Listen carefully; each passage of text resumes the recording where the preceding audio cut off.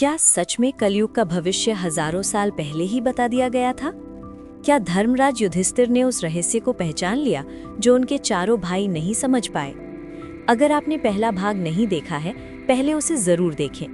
अब जानिए उस मायावी महल का असली रहस्य। चारों भाइयों के बहुत देर तक वापस न लौटने पर युधिष्ठिर चिंतित हुए। वन की शांति अब उन्हें विचलित करने लगी थी। द्रौपदी बोली, आर्यपुत्र, मुझे आशंका हो रही है, कुछ अनर्थ हुआ है। युधिष्ठिर शांत स्वर में बोले, जहां धैर्य होता है वहीं समाधान भी होता है। वे स्वयं उस दिव्य महल की ओर बढ़े। महल के द्वार पर वही गंभीर दरबान खड़ा था। दरअसल वो स्वयं शनिदेव थे, पर युधिष्ठिर ने उन्हें पहचाना नहीं। दरबान बोला, आपके चारों भाई शर्त पूरी नहीं कर सके, अब वे बंदी हैं। युधिष्ठिर तनिक भी विचलित नहीं हुए। उन्होंने कहा, पहले मुझे बताइए उन्होंने क्या देखा। सबसे पहले भीम को लाया गया। भीम ने 3 कुओं का वर्णन किया, एक बड़ा कुआं, 2 छोटे कुएं। बड़ा अपने जल से दोनों को भर देता है, पर अंत में स्वयं आधा रह जाता है। युधिष्ठिर ने गंभीर स्वर में कहा, ये भविष्य का संकेत है।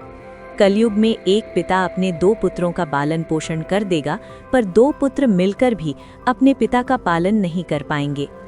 भीम मुक्त हो गया। अब अर्जुन को लाया गया। अर्जुन बोला, एक खेत में बाजरे से मक्का और मक्के से बाजरा उग रहा था।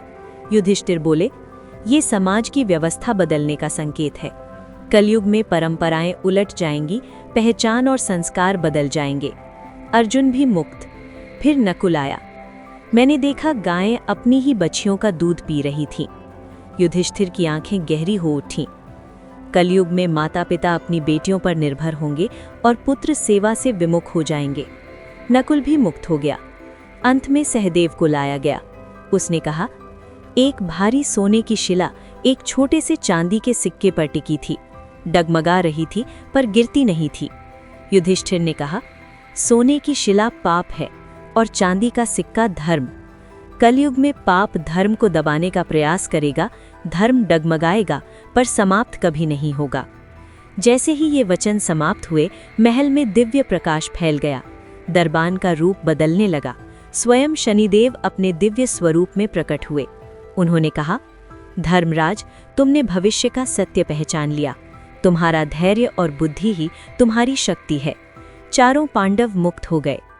आज जब हम अपने चारों ओर देखते हैं, क्या ये संकेत सत्य होते नहीं दिखते? पर याद रखिए, समय चाहे कैसा भी हो, धर्म कभी समाप्त नहीं होता। तो दोस्तों, कैसी लगी आपको ये वीडियो? ऐसी कहानियों के लिए सब्सक्राइब, लाइक, फॉलो जरूर करिए।